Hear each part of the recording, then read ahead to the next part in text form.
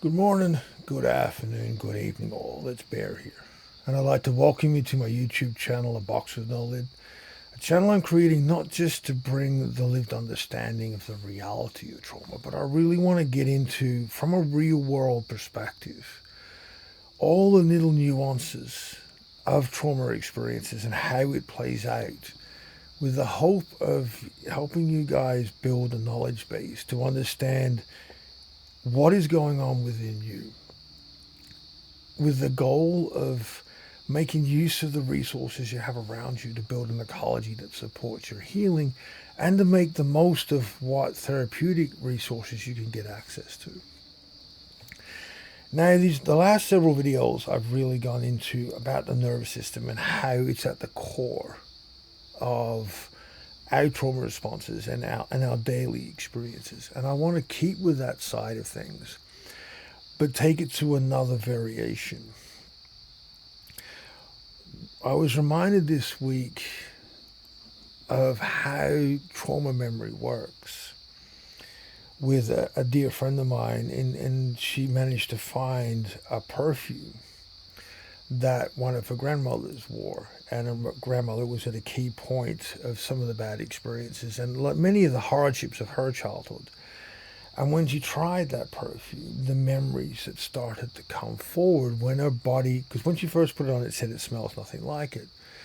But then her body adapted and the smell evolved to where she smelled exactly how she remembered her grandmother smelling. And it brought forward, and it still is bringing forward layers upon layers upon layers of memories, all jumbled up in different ages and times. And that reminded me of one of the blocks for our body to release trauma is our body remembered everything that happened. Our body, every cell, our entire physiology remembers all the sensory input around our traumatic experiences. And especially when you have complex multiple event, multiple type, there are so many layers of cellular memory around interpreting the environments, with the goal of, if I remember these environments, I can recognize them, avoid them, and prevent them from ever becoming my reality again. This base of body memory that is fractured and broken up in all different, it doesn't make sense. There is no structured timeline. All the events are all jumbled up. One of the necessities of releasing trauma is the reorganizing of all those memories into a processable timeline so that our body can process them into memory. That is huge, that is vastly complex, and it is very time consuming and challenging, but it is essential into healing trauma. What I want to try to do with this video is just to bring the understanding of that and to allow you guys to develop in a way of not fearing the memories, of using the skills you've learned to bring your body into assessing the present environment whilst these memories can surface.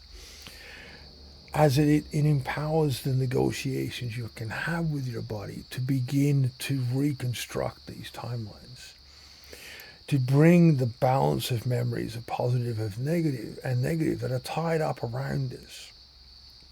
When we go through preverbal early childhood, particularly developmental trauma and early threat states, because of the severity of those threat states and because of our vulnerability, because of how young we are, they become the dominant way we interpret everything.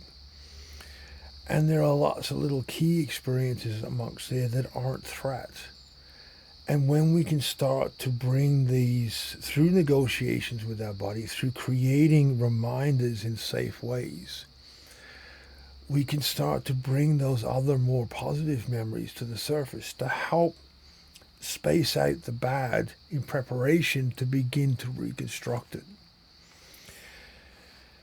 One of the goals of healing trauma, as I've said, is to move the overwhelmment of what happened into memory, to where our body doesn't recognize the necessity anymore of having it present within our awareness state all the time. having an understanding that the majority of the memories associated with all of our traumatic experiences are not cognitive. They're not in our brain. They are within our body. Our body assesses our environment, temperatures, smells, textures, tastes, senses of what's going on, the physical sensations of pain, and everything associated with all that has happened. Our body remembers it all. And when in past videos I've looked into this where we've gone into our body can recognize a trigger that our brain didn't. But we can also look at this understanding of how can we use this in a more positive way rather than it just being a triggering way. And this is like what my friend just did. Through finding something from a little memory triggered by a dream that could step into a tool to be able to bring in a part of those memories and those experiences and start the ability to process them into a cognitive timeline. We do it piece of the puzzle at a time. It's also understanding that we will have the drive to enact some of the emotions that we felt at that time. Whether it's the frustration, whether it's the acting out, whether it's the anger, or all these other bits and aspects relating to the age we were when those memories happened. And keeping it into that understanding of finding constructive ways to enact and release those emotions, of processing them through action without making our situation worse. That's a key understanding there. A lot of us, when we start to get triggered by memories, when our responses that we wished we could have done back then come forward without us realizing, we can act out. And that's where we see people who are triggered in PTSD act out in a violent or aggressive or a very highly defensive way. That's their body trying to act out what they wanted to do at that time but was stopped from doing because of the overwhelmment of trauma response. There is very little control in that. So when we're looking at these memories, we need to tease out those responses rather than go straight into that state as best we can.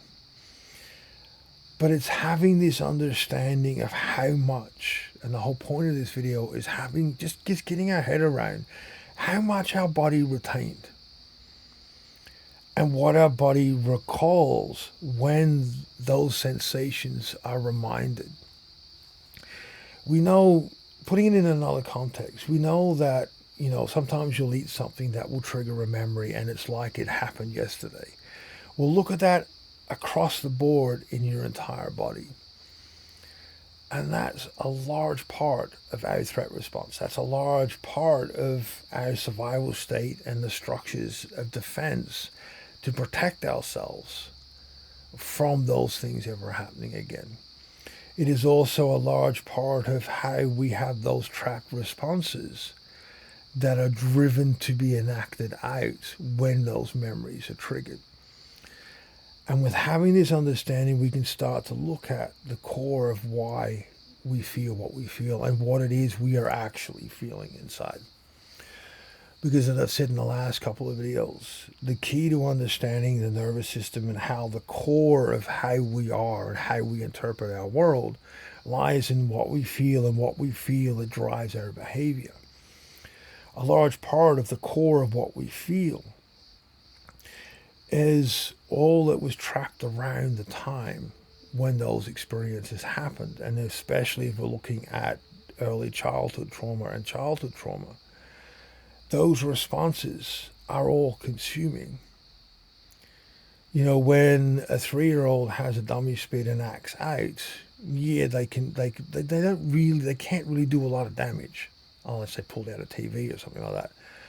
But when you put that same amount of intensity and that same amount of intent into an adult male, bad things happen. And it's understanding and keeping those feelings in context when you have them. And that is the awareness that I'm talking about and why I create these videos. There are numerous times where I get triggered and I literally want to do something that I go, no, if I do that, all I'm going to do is go behind bars. I need to keep it in the context.